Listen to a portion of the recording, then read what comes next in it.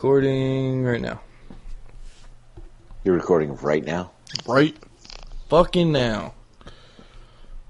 All right, we're back with the Drinking Phight podcast, episode 78. If only. Attack of the Clones. I think this is more like our A New Hope right now. I mean, we're still in the early stages. We haven't even shut down the Death Star yet. We're way past that.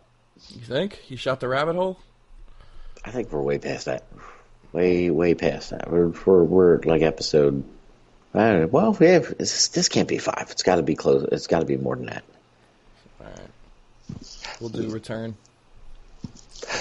Oh, that's horrible. This is going to be our worst one yet. Got a fucking Ewok on the show. All right, so let's get into a couple of things here. There's a lot going on in Philly sports right now, so let's talk about the most important part. Why is it that you cannot stay awake to do this fucking show when we're supposed to do the show? Like, it's supposed to be Monday night. It's supposed to be... You actually texted me and said, 8? ? Yeah, dude, I'm in. And then I was asleep by 6:30 at night. What else do you have to do? Absolutely nothing. That's the thing. But, you know, it just is the way it is. Your boy hibernates in the winter, does his thing. I don't know. Whatever. We put out a good amount of episodes, so we'll get on it. Start doing 2 a weeks. All kinds of fun shit. So you can stop yelling at me like my freaking dad. Yeah, well, first of all, you said freaking. You're like my freaking dad. That's fine. But it's embarrassing. It's embarrassing to sit up for 7 hours in front of a microphone. You know what else is embarrassing? That you haven't dyed your beard since the summer. This thing looks good. It's nice and dark still. I do like I like the salt and pepper. You should just embrace the old age, Timmy. I do. I just can't embrace... I can embrace the grays. I can't embrace the white from the alopecia when it came back. And it's just... There's 2 big parts of it that are white that drive me crazy. Timmy's hair hates his other hair. His hair is his hair likes to segregate. If you don't know what alopecia is, I didn't know until he explained it to me. Man's got a lot of problems. Deaf in one ear. He can only hear me in his, what is it? Your right ear's good or your right ear's bad? Right ear's bad. Yeah, I can never remember when I'm yelling at you from across the bar, yelling Breeze way, and you're just not responding to me. But sometimes I feel like you can hear me and you're just deciding to not listen. Sometimes I'm ignoring, but sometimes I'm genuinely not hearing. You can't ignore me. You can ignore all the other fucking servers. Well, it's not tinnitus. It fucking happens, dude. It's fucking. It's not even that I'm deaf in that ear. Just the ringing is so loud. Speaking of tinnitus, have you ever seen Baby Driver? Yes. That's a really good movie. I like that. No, movie. It's not. Really, the rest of the movie kind of sucked, but the beginning movie, like the beginning of the movie when he's driving and he's doing all the tricks and shit, that opening sequence was worth the 2 hours of wasted time. I've watched it 15 times, hoping that each time there would be, like, every time Leanne comes in, she goes, are you watching Baby Driver again? I'm like, I know there's going to be a part that I missed that has good driving in it, and it doesn't. It kills me every time. The beginning has some good driving. Come on, man. Yeah, the very beginning does, and then the scene with him and Jamie Foxx were in a car, and they had the SUV when they robbed the. Oh yeah, Jamie Foxx kills that dude for no reason. Yeah. They robbed the truck and everything, and it's one of those scenes. I'm like, oh man, it's good, and that's all I wanted to see was the driving. Then I didn't even realize it. I was 5 times in just to see the driving when he was like, he's got tonight. He's got I forget what Kevin Spacey says. It's something in his ear and all. And they talk about it, and then he just listens to music, and then he just rattles off everything Kevin Spacey says. The soundtrack was sick, too. I like that movie. Yeah, the soundtrack was really good. The soundtrack was really good. Yeah, you had some good jams in that. What's his name? Ansel Elgort? He surprised me. He's got a weird name. Drove? Yeah, that's his name. I don't. Ansel Elgort. I call him Liam Jenkins. Fair enough. They're all Liam to me. Alright, so let's really get into it here. The real news, not the Tim Trash and Austin news. Obviously, Dave Haxtell got fired as he got let go of his duties as head coach. Scott Gordon stepped up into the interim coaching role. Pretty sick. I mean, it's not Coach Q. It's not necessarily the fairy tale ending everybody wanted at this point in the season, but I mean, the hurdles to get Q are a lot bigger and stuff than you would actually imagine. We have to get permission from the Blackhawks and all that kinds of fun stuff to even talk to him in the first place. And he's making $6 million a year this year, skiing and going to Bears games and all kinds of fun stuff. So why would he want to they take the year off? Maybe he comes around in the off season. That would be nice.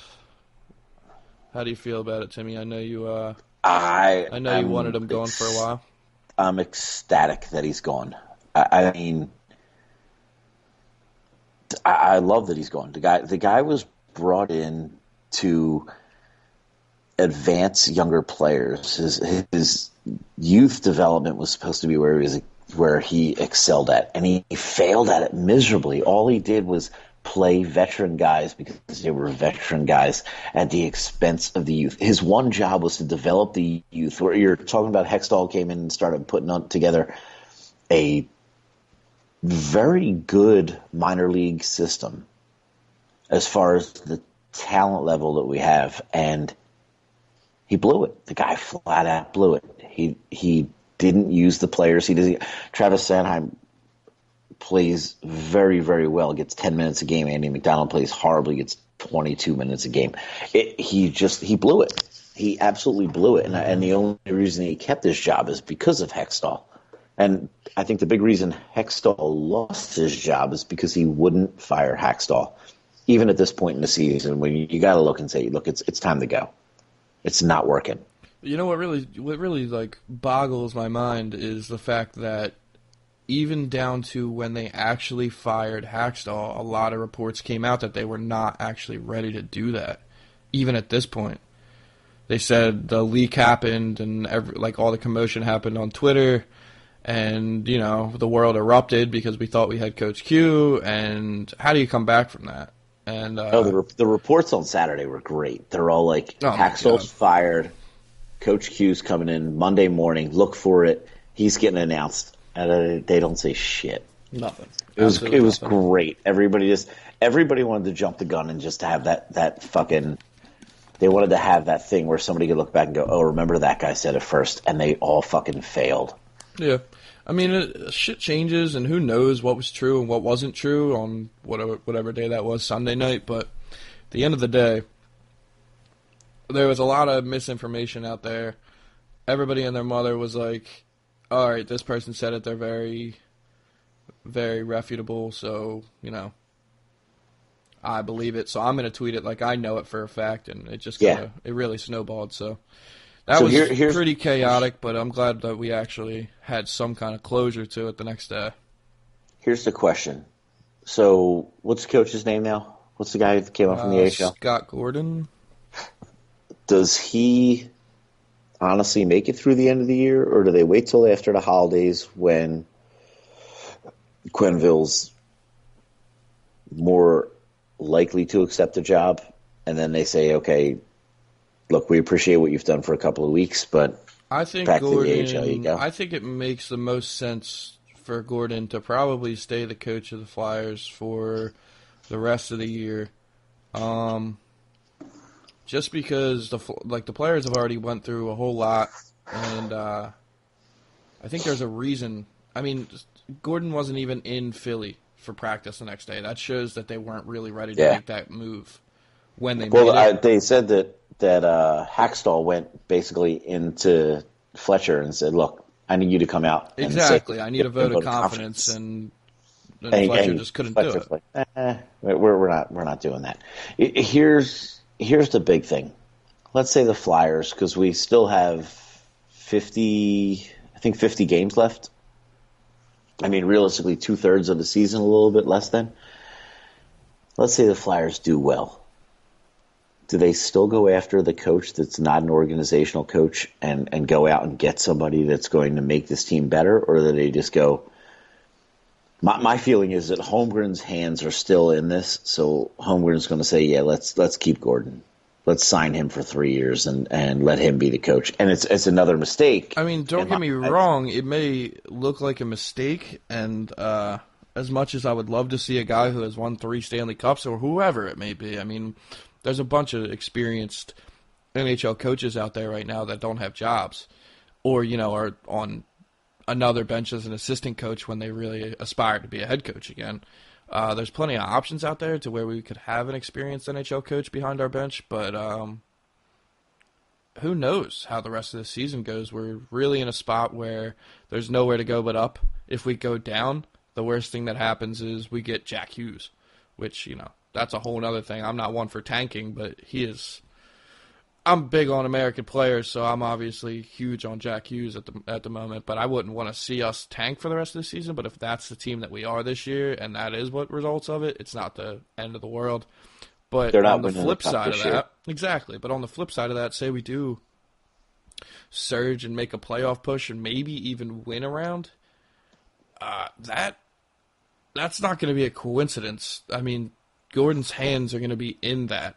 And he's going to deserve a lot of credit at the end of the year if that does happen. Yeah, but I don't think that's really. I mean, he really shouldn't, because you look at it like these players look at it and they're like, "Fuck, we've fucked up. We gotta play better." And hopefully he has a little bit more sense and says, "Okay, let me put the best players on the best lines. I don't give a fuck about any of this other nonsense. I'll go back to the AHL and coach." Look at Quenneville's resume when he was with the Blackhawks. Like he took Taze and now I'm losing my mind with his name. Kane. And then he had a bunch of young, even Dustin Byfuglien was on there when they were younger. Like, he had a bunch of young guys and he developed them into a championship team. That's a proven track record. You cannot keep going with these guys and saying, yeah, they should be able to, they could be able to, they may be able to do this.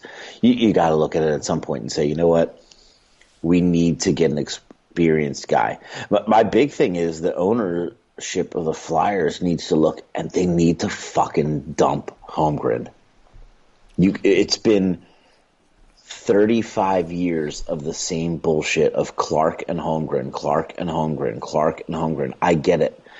They did well. They won a Stanley Cups in 74 and 75. Great. That was 45 fucking years ago. Let it go. They're not proven winners. You do the same thing with Hextall. You give Hextall 4 years. You give Hextall 4 years.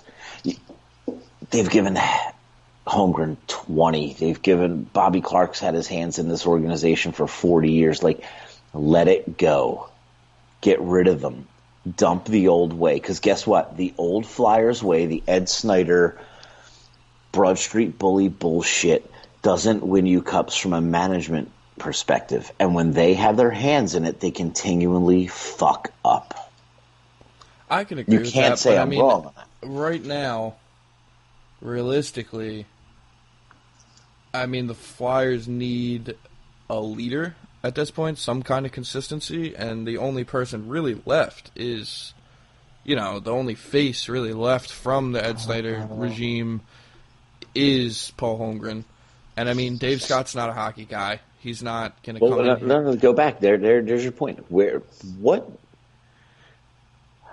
I get that everybody, as he got older and everybody said, oh, it's Ed Snyder. He brought hockey to Philadelphia, When in the early 70s, Snyder got mad because the Flyers just got beaten and they got beat the fuck up by the Bruins. And he said, we might not win a championship, but we will fucking not get beat up like that.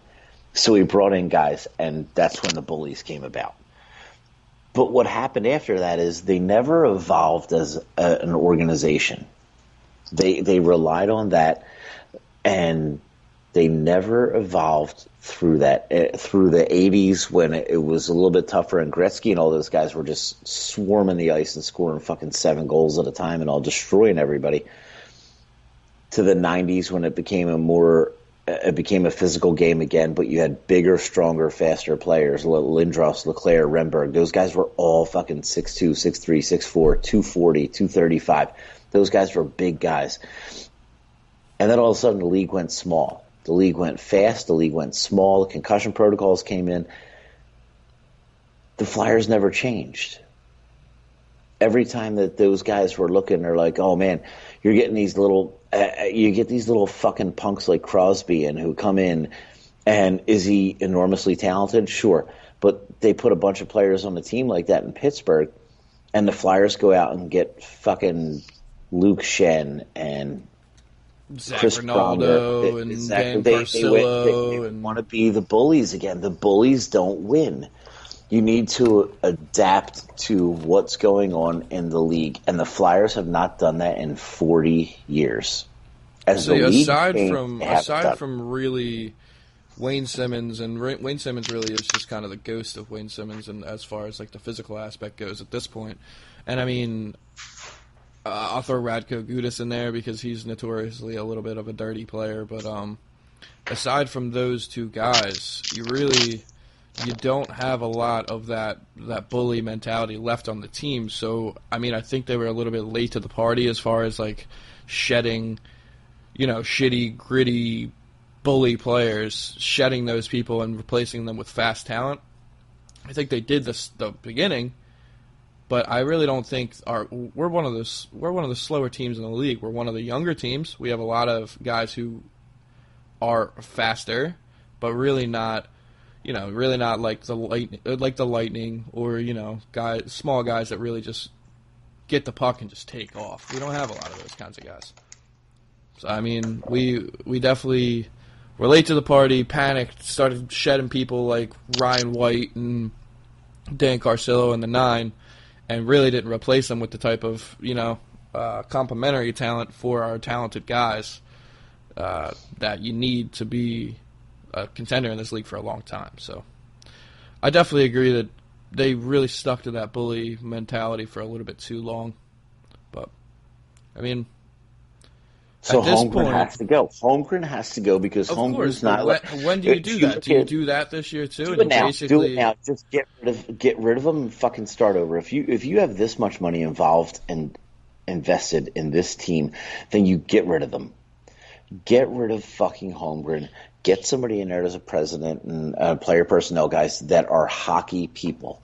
Yeah, Holmgren's a hockey guy in the sense that he spent his whole life in fucking hockey. But he's not a hockey guy in the sense that he knows what the fuck he's doing. Him and Clark have proven time and time again that they fuck up everything. You can't say that they haven't because we haven't won shit. Right. And everything that they do comes back and fucking hurts them. They do these things where you move players that, oh, no, we don't need them. We're going to bring in this veteran guy who's a big guy and he's a strong guy and he can clear the crease and all. And guess what? They fucking blow. They blow. Andy McDonald has been a fucking wash with his 5-year, $27.5 million contract since they got him. Yeah, absolutely. I mean, if I have to hear the word or the phrase veteran presence one more time in my life, I might blow my brains out. Yeah, there's an absolute value to a player that is a locker room guy, but there is not a $5 million a year value for a guy like that. There's not a consistently putting him up there in big minute situations, taking away from your young guys. If he's there, if he's a character guy, if the guys are learning how to play hockey and how to act off the ice. I mean, just tonight there was a little clip at the game. Because I was there earlier, there was a clip of the game, and they were talking about who would be the best at romantic gifts or something like that. And everybody's saying Andrew McDonald, he's such a nice guy, such a nice guy. They love him. I mean, they voted him assistant captain on away games. They love Andrew McDonald, but that doesn't make his value. At some point, $5 million a year is it's too much for nothing. You're getting nothing from a guy. You can be a great guy. Great guys don't win fucking titles. Look at Ian LePerriere is a perfect example. The guy, did he bleed for Philly? Absolutely. Took a fucking puck to the face, came back, comeback player of the year, and all that bullshit with LePerriere. Was he ever any good? No. Guy averaged, 0.3 points a game for his whole career. He wasn't a guy that you looked at and said, this is a guy that, yeah, he was decent in the face-off when he was younger and all, but the guy he's not anything great. He's not a great hockey mind. He doesn't have the talent and the knowledge where you look at, like, even in basketball, when you look at those guys, like, look at LeBron James and you say, yeah, one, the guy is supremely physically talented at basketball. But his basketball knowledge is off the charts. And LaPerriere is not that guy. Nobody ever looked at him and said, yo, this guy, yeah, he's had some bad luck with injuries or something, but his knowledge of the game is fucking incredible. What he can do for a team would be incredible. No, he's not. The guy wasn't fucking great. What he was a guy that took and gave blood for the team. And that's the only reason he's in the position he's in now. It's pathetic. It's pathetic what they do to the team. It's pathetic what they do to the city and to the fans. And they're expected each year to do it. And every year, everybody comes back and expects the same thing. We're going to be better. They've wasted 10 years of Claude Giroux. 10 years of a guy who still, despite, 3 poor seasons up until last year, is still second in points in the league over the past, 9 years behind one person. Crosby, who's got, what's he have, 3 cups? 2 cups? 3 cups. Doesn't matter. He's got a couple. He's got a couple cups, couple of MVPs. The guy fucking has been wasted. And as much as you always, it's at the point where it's just a shame that we continue to waste Claude Giroux's best years. And we're not coming into his prime. He's in his prime. He's still a point per game player. He has been for most of his career. It's just a shame that now is not the time that the Flyers are flourishing. And but it's just a shame that we really didn't start this process a little bit earlier. It really is a shame. But they haven't given Giroux this team. They haven't given Giroux a bunch of the young guys and thrown them in there and said, okay, it's a bunch of young guys and Giroux's your leader at 26 years old. Now he's 29 years old. They've had the Prongers, the Jason Smiths, the Andy McDonalds. They've had all these older veteran guys that they bring in to keep saying, yeah, these guys are leaders. They never turn around and say, hey, it's this guy's fucking team. Give it to him and let it go. And they don't. Dale Weiss and those guys are brought in because they're veteran guys. They're good leaders. Who gives a fuck? Your leader is number 28. He should be the left wing on the number 1 line with Couturier and Voracek or Konechny or whoever you want to put up there and all. But he's your captain. He's your leader. And each time that some fan shouts out, oh, man, Giroux's not the leader he should be, how the fuck can he be? How can he be when you have Dale Weiss and Jerry Laterra and fucking Andy McDonald and these guys that the coaches and everybody says, well, these guys are great locker room guys. These guys are great leaders and all. These guys, fuck those guys. They're fucking losers. They've been losers. They are losers, and they will continue to be fucking losers.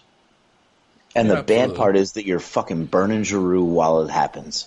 And the worst part is that in 2 years, when Giroux is finishing up, he's got maybe 2 more years, 3 more years left in his prime till he hits about 34. They're going to trade him. They're going to move him. He's going to go to another team. He's going to fucking score lights out. He's going to win a cup, and everybody in the hockey world is going to go, God, this is fucking great. Giroux deserves a cup. Because after fucking, and we've talked about this before, after Ovechkin won his cup, Giroux's the next guy in the NHL that you look at and go, why the fuck, this guy needs a cup. Yeah, absolutely. I mean, we could beat this dead horse, as much as we want, but at least the Flyers made some changes. Oh, actually, side note, that phrase just kind of reminded me. Beat a dead horse. Did you see that PETA post? PETA posted a graphic, and it said it likened all the animal phrases that we use in daily conversation. Yes. Yeah, and it was instead of saying beat a dead horse, it said don't feed a fed horse. Yeah. It was instead of bring home the bacon, it was bring home the bagel. Mm-hmm. That's the most absurd thing I've ever seen in my life. And then a bunch of people were like, please do not liken this to racism. Please do not liken this to ableism. Blah, blah, blah, blah, blah, blah. Oh, my God. It's just utter nonsense by a bunch of fucking whack jobs. Like the same people that are running the... No fucking animal understands You know who was English. in on that advertising meeting? Paul Holmgren. Because he's an idiot and he's a fucking loser. Well, let's talk about the good. Let's talk about all the good that just happened No, tonight. but you can't. I cannot say that anything is good. Yeah, you bring Relax, up Carter. I'm talking about Carter Hart. Let's just let the kid shine for a minute. I had to go to the game tonight. There's no way I'm missing the Golden Boys fucking christening. Carter Hart played really well tonight. Stopped I think it was 20 of 22 shots. He faced a lot of quality chances. He held it down on the final minute. He let a couple goals in. They were really goals that he didn't have much of a chance on. The first one he was completely screened. So I mean that's a fine goal to give up, especially with your offense turning the way it was. And he had already turned away a couple good shots at that point, especially with starting the game only seeing one shot in the first 11 or 12 minutes. Goalies like to see a couple shots in the beginning of the game to get warmed up. So he still, stayed hot and did his thing from warm-ups. His second goal, bad turnover by the defense. Not much he could have done. You like to see a guy save that puck, but at the end of the day, they still won the hockey game. They had a 2-goal lead at that point. He played really, really well. He played like much more than a 20-year-old. So that was good. It was fun to be there, fun to see all the chants. Every time his first save, the whole place went crazy. We didn't get a chance to go crazy again for the next 12 minutes, but let me have my little old man minute here, because I know you're young and you don't know a lot of these older phrases. Here we go. But even the phrases, a broken clock is right twice a day. It sums up the Flyers. It sums up Paul Holmgren, because they can make 24 years of mistakes. And guess what? 11 years ago, the clock struck midnight and Claude Giroux became a Flyer. And now 11 years later, the fucking clock striking midnight again. It's about to hit midnight, and they bring in Carter Hart. And let's say I hope to God that he is the goalie we've been looking for. I hope that he is the Sergei Bobrovsky that we've gotten rid of. Yeah, that would be nice. And he stays. I don't think necessarily that this is the beginning of his tenure, his long tenure on the Flyers. I don't think necessarily he'll be the number one goalie for the rest of the season. But it is nice to see him out there getting some NHL action. And then, I mean, if he plays like he played tonight every single night, there's no reason to send him down. As a team, let's say you go a week between Neuwirth's baby and fucking Elliott's injury. Let's say you go 2 weeks. Carter Hart's 4-2. His save percentage is high. Goals against is low. What are you going to bring Elliott back and bring Neuwirth back? Fuck those guys. No, somebody should take them out. That's why it would be really nice to see him flourish. You know what Radko Gudas is good for? Injuring teammates anymore. You know what he should do? Go out back one day, walk out back with fucking Elliott when they're walking outside, and they go, hey, man, practice was great. Yeah, practice was great. Oh, you guys want to have dinner on Thursday night? And beat the fuck out of both of them. Him and Neuwirth. Break their fucking legs so they never play the game again. And I'm done with it. I'm done with the Flyers as an organization until Paul Holmgren gets – and I love the Flyers. Until Paul Holmgren is done. Get rid of – Ed Snyder's dead. I'll say it again, and I'll say it close to the microphone. Ed Snyder is fucking dead. Let it go. It's not 1974 anymore. Get the fuck on with the team and the league, or you're never going to be shit. Well, that is fair, and it remains to be seen exactly what the Flyers remain to be seen. We said it would remain to be seen 20 years ago when they fucked shit up, when him and Clark were fucking shit up, and they're still doing it to this day. His hands are still in everything. You just sit there and watch a fucking press conference with Paul Holmgren talk about how to win. Paul Holmgren's going to tell you how to fucking win? As much as I despise Bobby Clark for what he did to this organization in the 90s, Bobby Clark won as a player in the 70s. And guess what? Paul Holmgren rode those coattails. He was a fucking wannabe bullshit guy that got lucky and got on the right team and could drop fucking gloves and maybe score a goal here and there, and got on a team with fucking Clark, who was just – Clark just had he had that Michael Jordan heart and willpower. It was like, hey, he didn't have the talent like Jordan did, but he had enough talent that he said, yo, I'm going to fucking will this team to win. And Paul Holmgren sat there and rode the fucking coattails. He was a lesser fucking dirty-ass Canadian fucking Scottie Pippen, but he wasn't as fucking talented. He's a fucking loser, and he'll always be a fucking loser.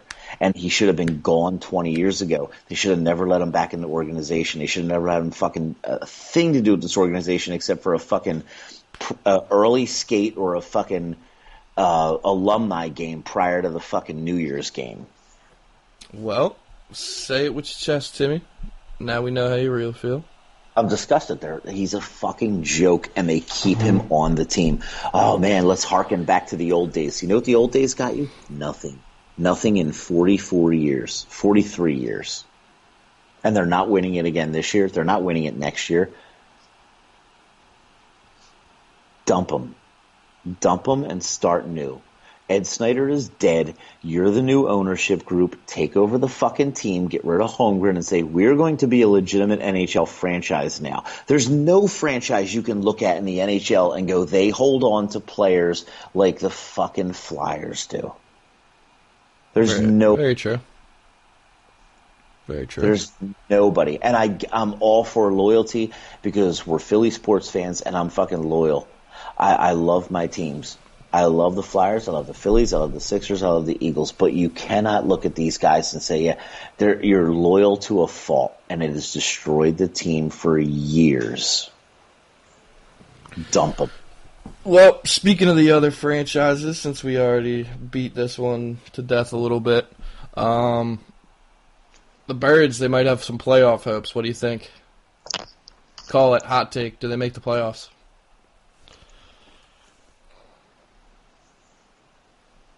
Yes. Just to give an answer, yes. I after what happened at Dallas last weekend, I saw I'm sure you saw it. Did you see the meme with Nick Foles on the sideline where he's got the phone in his ear up to the booth and and he's talking to his wife. It says, "Hey honey, put the vacation plans on hold. We're doing this again this year." Yeah. It's bad. It's just bad. And then one of my friends showed one. It was the Rams coaches, and it had Nick Foles with a jacket open in front of them, like he was flashing them, and on the back it said "Big Dick Nick" with a number 9 on it. It's just funny. And I'm going to be the negative on this again. The problem is that, and they did this with Donovan McNabb, and Peterson is an Andy Reid guy, and it harkens back to the whole thing of let's be loyal to our guys and let's be loyal. Doug Peterson is an Andy Reid guy. What did Andy Reid do? Was Andy Reid a winner? No, he's a fucking loser. He made it to one Super Bowl and lost. Okay? But what Andy Reid did do was he played Donovan McNabb and threw 50 times a game. And when Donovan McNabb got hurt, they brought in Detmer, they brought in A.J. McFeely, they brought in all these fucking bullshit guys. And what did they do? They changed it up. They started running 55-45, 60-40, 50-50. And the team did well. And Peterson does the same thing. All of a sudden, Wentz is hurt. Let's change the game plan and let's play a little bit differently with Foles. You have a guy that should have been MVP last year. If you look at his stats this year, Wentz is fucking killing it. Yeah, he played really well this year. His quarterback rating, his completion percentage, his yards, his interception to touchdown interception ratio, they're all fucking stellar. Despite the fact that he's got to continue running a bullshit offense when he's on the fucking field. At the end of the day, Doug Peterson is just better at calling an offense with Nick Foles at the helm than he is with Carson Wentz. I mean, I saw some crazy-ass stat. It was when the Eagles run the ball more than 25 or 27 times in a game, they are 19-1. And that's just insane because they do it so little when Carson Wentz is behind behind center. It's just because you're relying on Carson Wentz being a veteran quarterback when in reality he's still a young guy. No, you're not relying on him to be a veteran quarterback. You're relying on him to make plays. Because the guy is mobile, you're relying on him to make plays. With McNabb, they relied on McNabb's mobility to make plays. And instead of just running the offense like they did, if you would have looked at McNabb and said, hey, let's run the offense like we do when Coy Detmer's in there because Detmer can't throw a ball as well as McNabb. He can't do the things that McNabb can do, so we have to cater the offense to him. They do the same thing with Wentz. Oh, Wentz can do these things, and they put him in bad positions. Andy Reid's favorite fucking thing to say is I have to put people in better positions to win games, and Doug Peterson is the same thing. Fuck them both. Let Radko Gudas beat the fuck out of Peterson, too, because I'm done with them. You come in, and granted, I'm not taking anything away from Nick Foles. I think Nick Foles has done a great job. Last year, Super Bowl, and it made me happier than I've ever been in my whole life. But you're destroying the career of Carson Wentz. Carson Wentz is going to be McNabb again. It's going to be 10 great years of Carson Wentz with a Super Bowl that he wasn't a part of, and maybe a couple of NFC championship games. And Doug Peterson is going to throw the ball 52 times in those games, and he's going to run the ball 11, and they're going to fucking lose. But when Nick Foles gets in there, you run the ball 23 times a game, and all of a sudden you win. Josh Adams is fucking 6'3", 235, can blast his way through anywhere. He makes good cuts. He's a smart guy. He can fucking play the game. Wendell Smallwood's in all the time. Corey Clement would have had 12 carries last game if he hadn't been fucking hurt. That's true. It's a joke what they do to these guys, and they act like they're so smart. That was one thing that I hated about Reid is his smugness. Like, he thought he was going to outsmart everybody in the league, and guess what? He didn't. He didn't win shit. And everybody was high on the Chiefs this year because Pat Mahomes threw for 20 touchdowns in 4 fucking games. Guess what? Chiefs ain't going to do shit this year. Ooh, that's a hot take and a half right there. They're not going to do shit. Well, I also think, there's a couple different situations. If the Birds win out and Dallas loses both their games to make the playoffs, if Eagles win out, basically they have to win out. There's another one where like if New Orleans wins one more game and somebody else, and if the Vikings lose one of their final 2, right? Yeah, if the Vikings lose one of their final 2 and we win out, we have a playoff spot. We have a wild card spot. The only way we get the NFC East is if Dallas loses out, we win out. There might be one other way to do it. I don't know. That shit's above my pay grade. But yeah, there's a lot.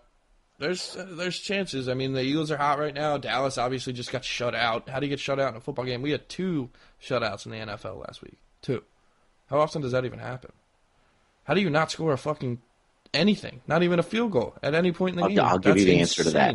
I'll give you the answer because you're asking the question. Dak Prescott is your quarterback. That's true. Everybody thought that fucking Amari Cooper was Randy Moss and Jerry Rice combined and reincarnated after he had fucking 219 yards and 2 touchdowns the week before. Big fucking deal. He's another one. There's a guy's a fucking loser. He's always going to be a loser. He's a fucking cowboy. Add him to Radko Gudas' list?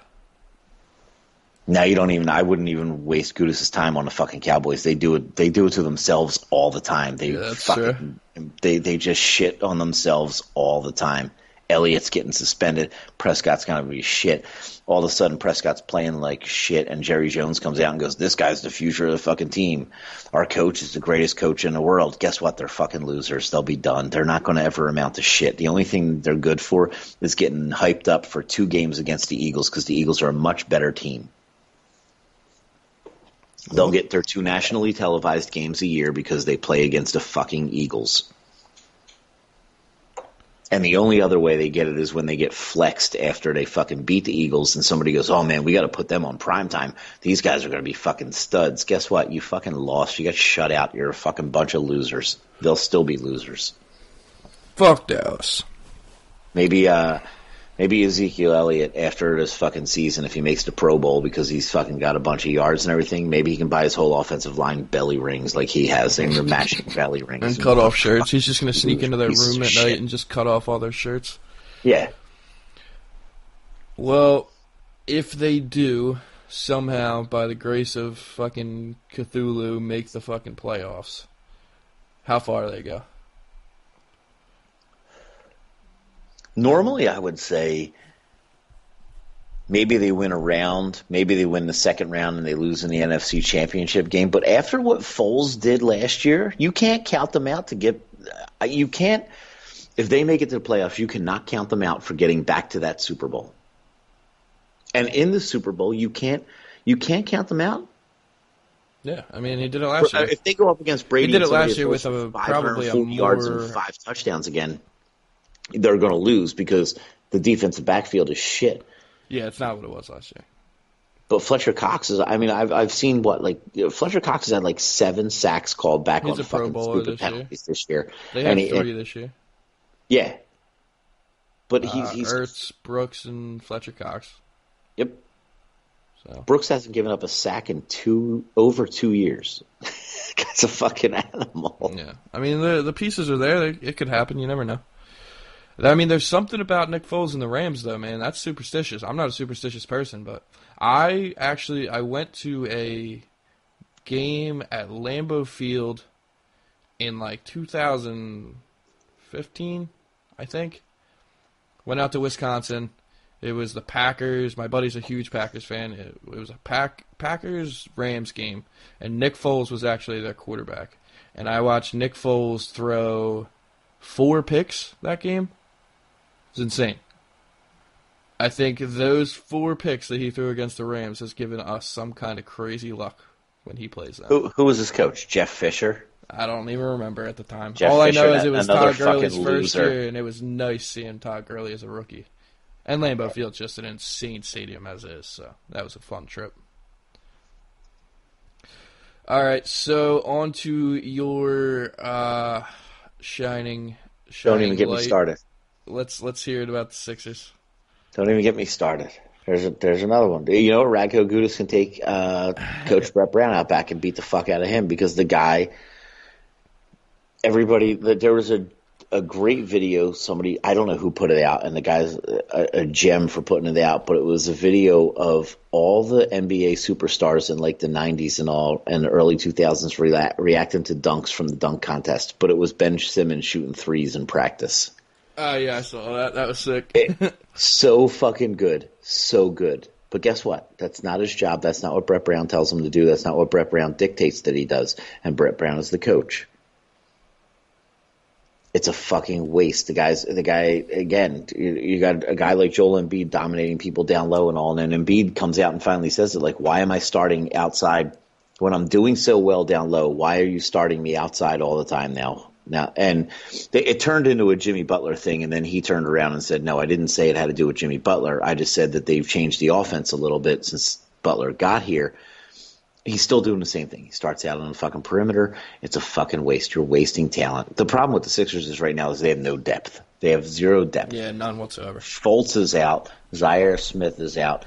Muscala was hurt for a while. Jimmy Butler missed a couple of games. Like, they have no second team. And the whole thing they built for this draft and signing these younger players and all was to have that defense and all. Now TJ McConnell is your number 1 guy off the bench, number 2 guy off the bench. It's a miss. And there's nothing you can do about that. It's injuries. It happens. But they're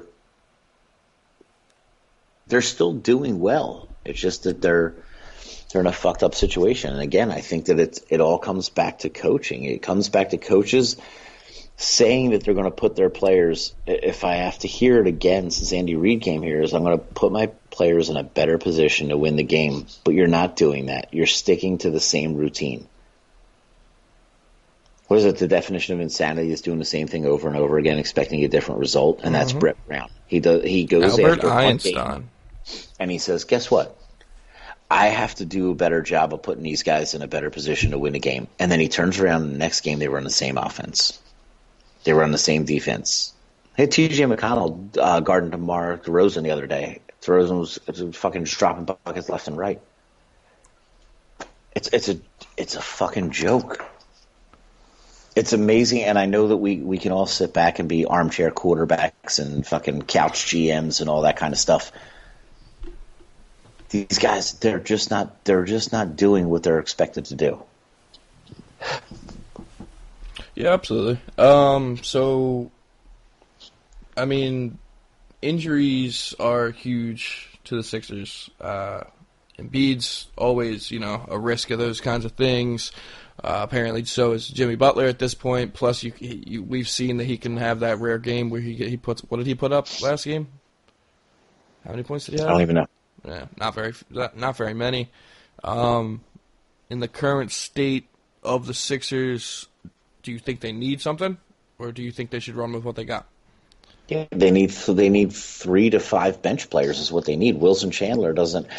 Again, it's that youth. He had 31 minutes on the floor the other night, 0 points. You gotta either commit to the youth and still be poor, but everybody got a little taste of that winning last year, and now they want more.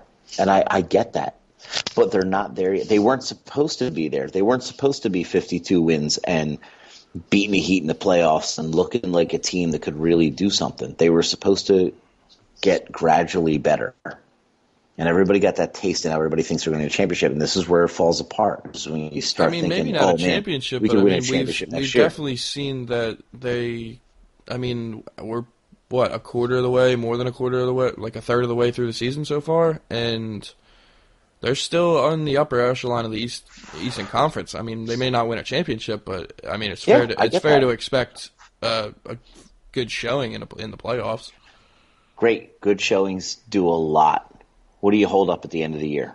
You hold up a trophy for good showing. You win a fucking participation trophy. No, but you don't get to hold up the Larry It's a lot better trophy than not making the playoffs. I mean, as a Flyers fan, I can attest to that. You have to. The goal has been long-term success and long-term sustained championship quality basketball. And they were headed in that way. Colangelo fucked it up for his years. David Silver with the league fucked it up because he put Colangelo in that place, would put his dad in there, and his dad put him in there and said, oh, it had nothing to do with nepotism. Give me a fucking break. You just hired your son, you motherfucker. It's sad that you can't look outside of the box and say, okay, we need to do something a little bit different here.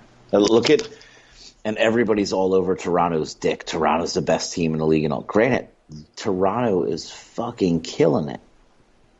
Toronto killed it last year. They had 59 wins last year. But does Kawhi Leonard make them that much better? It's early in the year. At the end of the year, they're still going to have the same amount of wins. They're not winning 80 games. They're not winning 70 games. When it gets to the playoffs, when it gets down to the nitty-gritty of it, it's going to be tough for them. And I'm not saying that they don't have a good team. They have a very, very good team, and they're playing very good basketball right now. But they're already talking about, look at the Celtics. The Celtics who came in this year, everybody said, the Celtics are going to just destroy. Kawhi Leonard's going to Toronto. It's going to be a mess there. The Sixers are still too young. Kyrie Irving and Gordon Hayward are going to come back, and they're going to lead this team of all these great young superstars, and they're going to just – you'd have thought they were the second coming in the fucking 92 Bulls mixed with the fucking Golden State Warriors of 2 years ago, where they're just going to run everything and win fucking 73 games and all. And the Celtics are a mess. And everything now is about what the Celtics are going to do for the future. They sign Anthony Davis. Did they go after him in a trade? Did they trade some of their good young players? Give me a fucking break. They're a mess. But they have a lot of potential because they have a ton of draft picks. They have a ton of good young talent. And they can make a change for the better. The problem is, are you going to do that? Or are you just going to continue to try to win piece by piece? The Sixers right now are just, they're piecing it together, but they don't They're taking pieces from 4 different puzzles trying to make one picture in one puzzle, and it's a mess. And they have decent players. They just have to they need more. You think Zaire Smith comes back and that changes a lot? Not this year, not at all.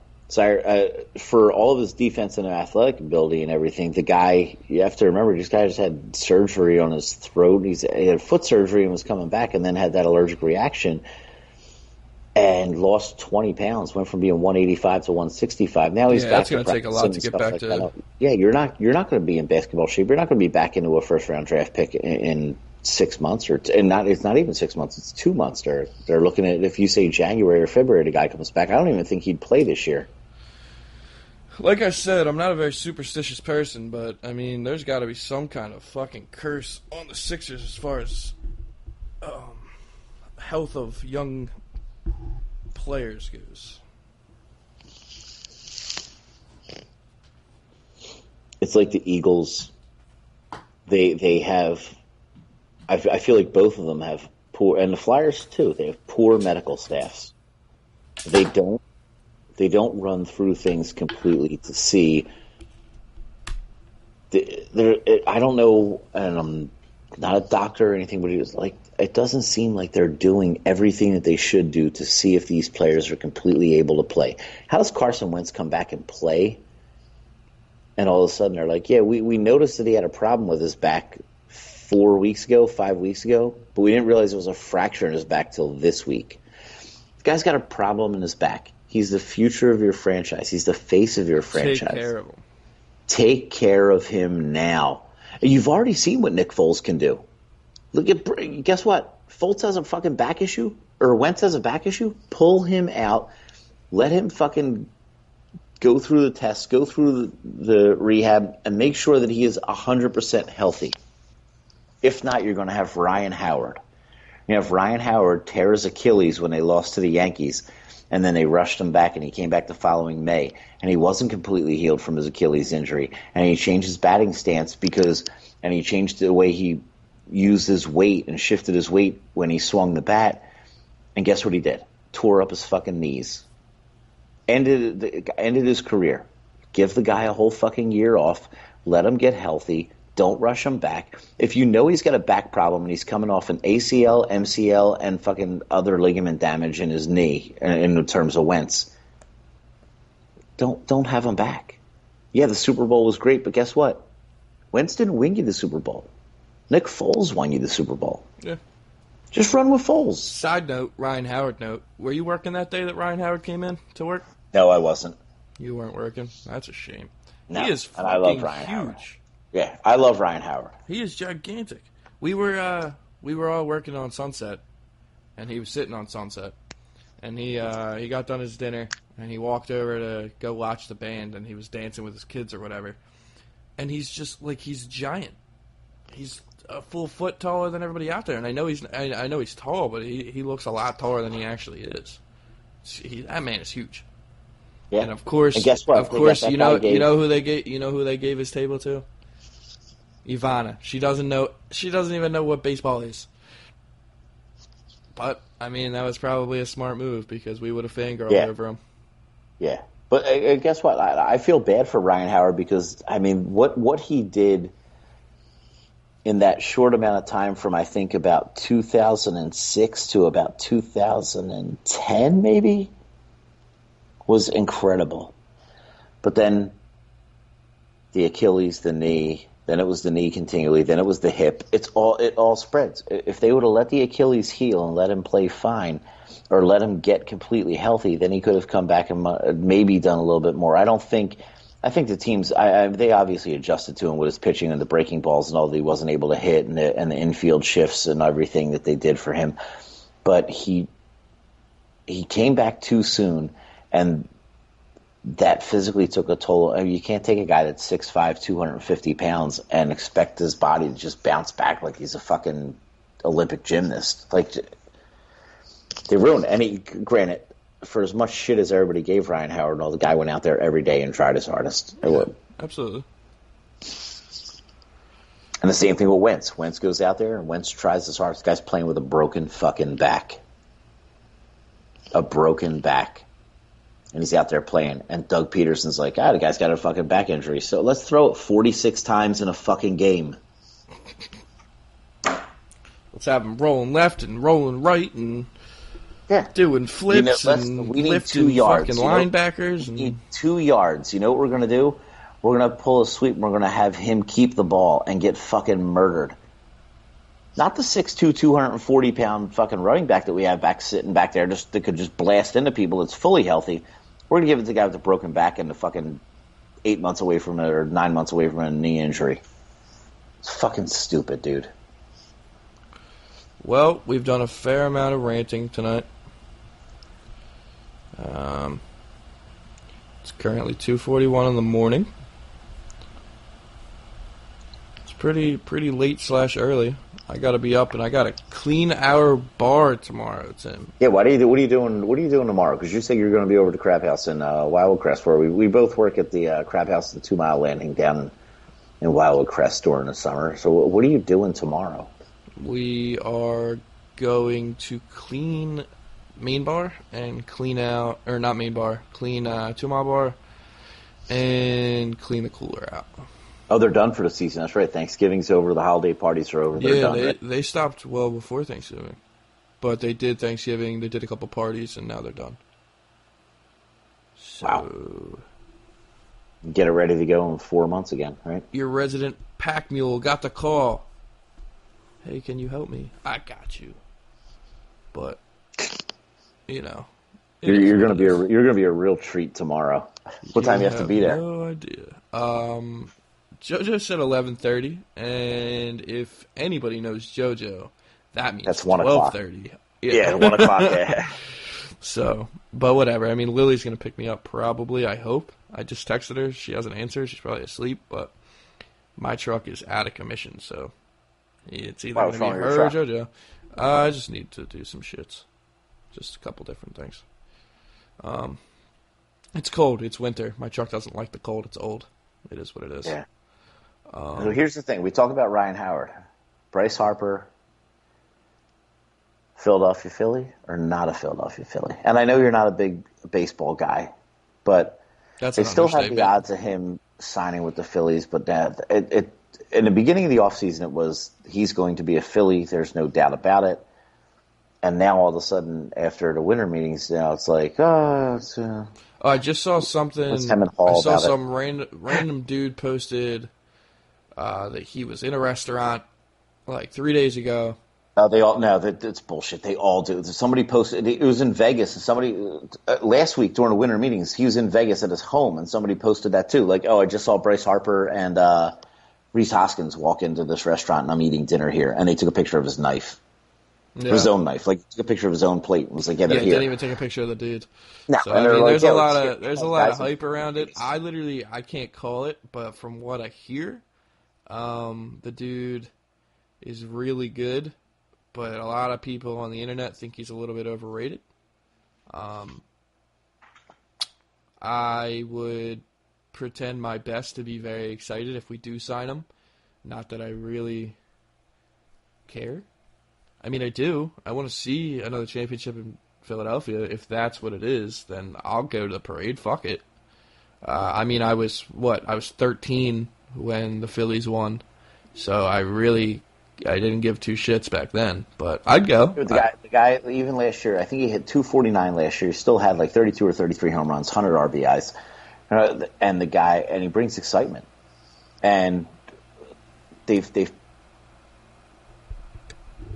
maneuvered with I think his name's Segura is the shortstop they picked up. So what they did was they traded their shortstop and they traded their first baseman Santana and Crawford. They traded them to Seattle for this shortstop guy.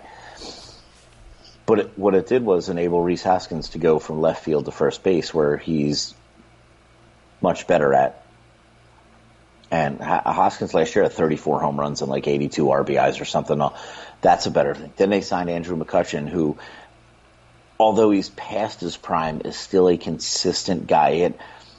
The production that he had in left field is 22 home runs and I want to say 80 RBIs last year, which is pretty much on par with Carlos Santana, their first baseman. The only problem is that Hoskins is a much better first baseman defensively than Santana is, and McCutchen is a much better left fielder than Rhys Hoskins is.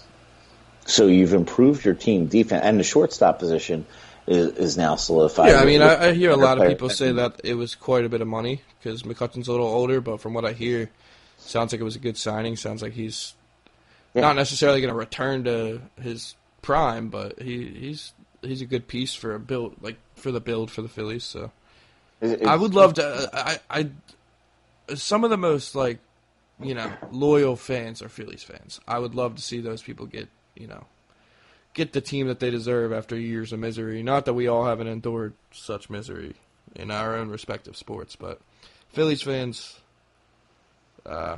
They expect a certain level of play from their team, so I'd like to see that. Plus, Phillies games are fun to go to. So the whole team bats 220, and now you're putting Gene Segura is a 300 hitter, I believe, for his career. He's the guy they got from Seattle, and while he's an okay, I believe, from what I've read, defensive shortstop, the guy hits 300. Guy knocks in 45 to 65 runs a year. He's going to get you. He's going to be on base. He's going to play decent defense, but he's going to hit. And the Phillies don't have a guy that hits 300. Everybody hits 260. Everybody hits 280. And the difference is minimal, but over the course of a year, it's not minimal because you need a guy. You can't look down the lineup and go, everybody's batting 229, everybody's batting 243, and 231, and 227, and 267. You get it. They've improved their team dramatically just in small maneuvers by having a much better left fielder and taking your old left fielder and moving him to first base because now he's much better defensively at first base than your last guy was, and you replace the offense. You replace Santana's 22 home runs and 80 RBIs with Hutchins' 22 home runs and 80 RBIs, and probably a slightly better average. Instead of 260, you're looking at 290. Right. And they're going to be much better. They need to address some pitching, and I think if Harper comes in, that now you're talking about a completely different team that could really, really cause a few problems. Well, there's your big four. Side note, new team in Philly just started playing. Not really that new. They've existed before. The Philadelphia Wings. I was just there in the Wells Fargo Center a couple hours ago. They have a couple banners up. It was kind of fucking funny. They have Wings, 3 retired players banners already up in the rafters. The lacrosse team? Yeah, they're back. And They put the banners up for those Twins that played back in the 90s? I don't fucking know, but they have 3 retired players already. Three numbers. So that's pretty fucking hilarious. Oh, there was a couple guys, they were doing a little Toys for Tots thing. They were throwing the toys in there. They were wearing Wings jerseys. I'm assuming they were lacrosse players. That's got to be a bitch. Supposed to be famous. I mean, I'm sure a lot of people probably Did they throw the toys with the lacrosse sticks, or did they use their hands? Nah, they used their hands. It was real. It was cool. Pathetic. It was pretty sick. I mean, they didn't really know what to do. They walked into the camera. They threw it there. 2 guys walked behind the camera like they were supposed to do. One guy just kind of peeled off and got really awkward and went on his phone. It was really weird, but whatever. I was gonna take a picture and then I realized I don't give a fuck, so that happened. But that's my Wings update. I don't know what the hell goes on besides that. That's it. You're gonna go. You're not gonna be the Flyers guy. A couple of 6 months from now, you and I are gonna be doing a podcast, and we're gonna say, "Hey, Austin, let's talk about the Flyers." And you're gonna be like, "Dude, fuck that. The Wings. I don't are even sick. know what's going on. The Wings are sick, man." Yeah, fuck that. So I don't really think we have all that much left. I gotta be up in a short amount of time. And I've been up for 24 hours as of 20 minutes ago. So it is time for fucking bed, Tim. So now now all of a sudden they're Are you waiting. gonna monologue and rip me for another 20 minutes and keep me Yeah, up but all it's night? going to rip you because it's fucking ridiculous. So you can't like the show is Monday nights between 8 and 10. We usually get on, and all of a sudden you're like, yeah, dude, 8 o'clock, let's do it. And then all of a sudden you text me at 2:30 in the morning and go, hey, bro, I just woke up. Yeah, and then I stayed up until now, and I What didn't did go to you? bed when I came Here's home. the thing: you don't have anything to do. It's not like you said, you know what, I was out all day and I worked all fucking day. I was up at 5 in the morning, I was at the construction site, or I was fucking at the bar, I was doing this until fucking 9 o'clock at night, and I came home and I laid down and I said, oh, I gotta do this podcast, and I just put my head down and I passed out. Now, that's one thing. The only things that you do, you get up, you eat, you go on Twitter, you look about the Flyers and Philly sports teams, you occasionally put out an article, and you have a Monday night podcast to do. You forgot about Fortnite and Red Dead. You're not Red Dead's not online yet, so you're Yes, not. it is. Oh, is it? Yeah. Now the No, posse's no in perception. Yeah, no, I've literally played it once. I need to get my posse up. Oh, and you were right. Remember I was telling you that they were going to call them gangs? They call them posses. Yeah. So you were right. 'Cause I'm old, Anything dude. besides I was ripping I on was younger, me we had for a the rest posse. of this We fucking used to get- podcast. Anything besides ripping on me. We're probably gonna end up putting another one out this week. Try and roll with 2 a week and see how that goes for a little while.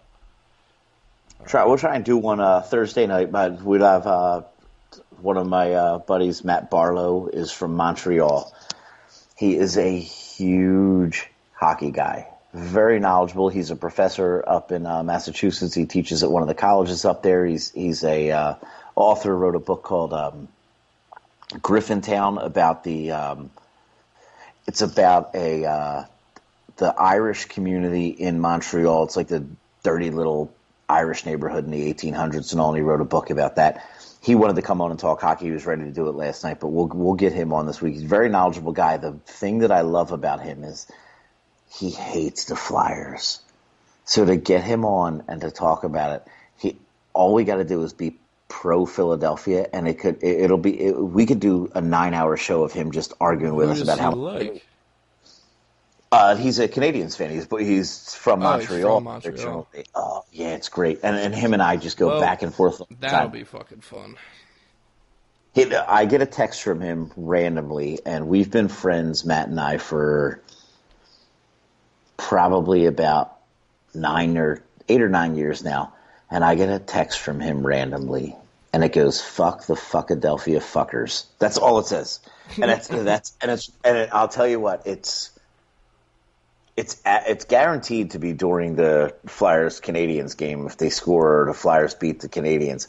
But randomly during the hockey season when the Flyers do something and he loses his shit. But he's a very knowledgeable hockey guy. He definitely wants to come on. Liam Jenkins, our editor, our in-chief, our owner, our CEO, all that, he wanted to get back on. Jesus Christ almighty. Yeah. Alex Lyon was looking to get back on here. Alex Lyon? Did you just say that? No. What is Alex's last name? Baker. Alex Baker. Sorry. You know who Alex Lyon is? Yeah, Alex, goaltender. Another injured goaltender, right? Or is he healthy now? I don't fucking know, man. I can't keep track. So Alex Baker was looking to get on again, and then Jules from the Sixers was trying to get on. Jamie Baskow said he would actually love to be part of it. And all. Yeah, I'd love said to the same thing.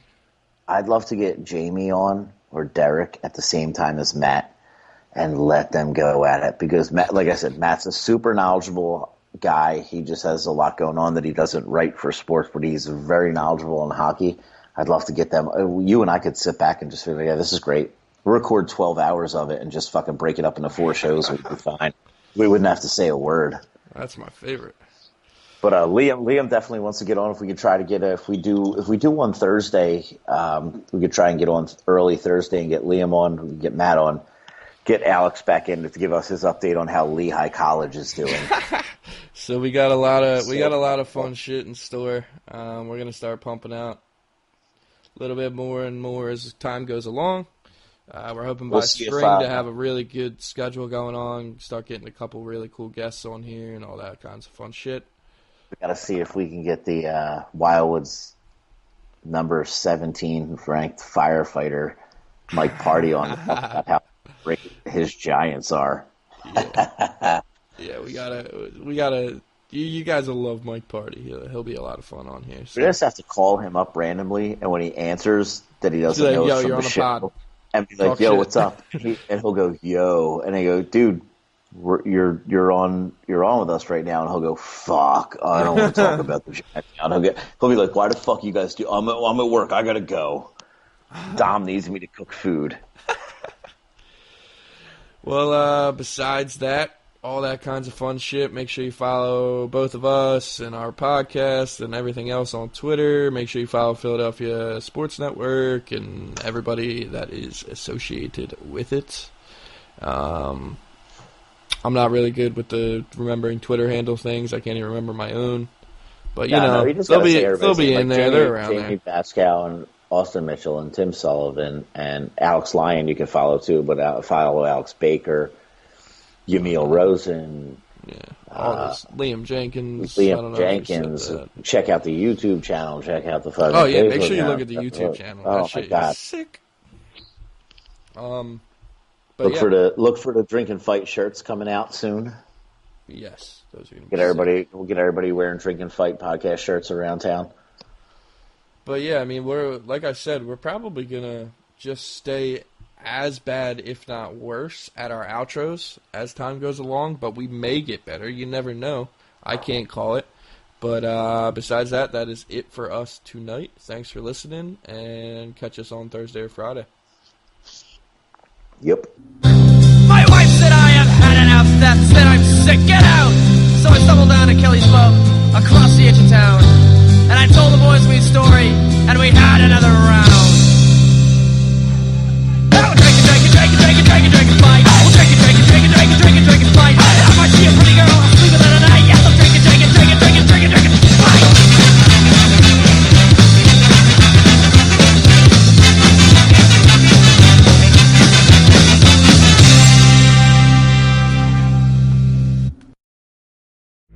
Wiper blades on such a wet day as this.